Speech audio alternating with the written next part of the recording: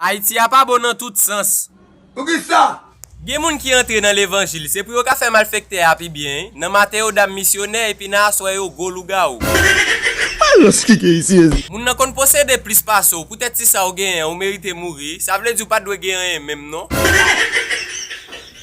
Gen yon nèg qui tal kayon ougan pour te tirer un bon 100 000 oui. Pendant ougan c'est papa bon 100 000 par contre ça, ougan toutou yel nan place petite li a.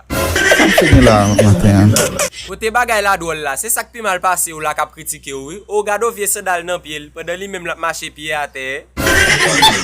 Oui. Gen moun même les la vol la parler l'autre la mal et puis les la l'autre là la parle mal. L'elle pour contre lui même la parler nous tous les deux à mal. Ou kon malade bien mal, moun k'ap dépenser pour qui pour l'hôpital avant toute journée. C'est lui même qui flanque au maladie oui égaré. Madame pasteur a tourné chat, pendant pasteur a prêché, tout moun a gade chat la k'ap entre l'église là, on qui l'autre sous li qui pour jeune Maril. Et pas tout moun kal nan terme on kal crier non. Gen ese de ou al griyen sou oui. Yo veye moun et puis al bon clé kou nan seke la pour si ou pas fin mourir net oui. Gen moun qui kon tellement rayi moun pour grand messi, même pas peut-être li rayi, la campé devant miroir et puis la toise figil oui. Pas aimer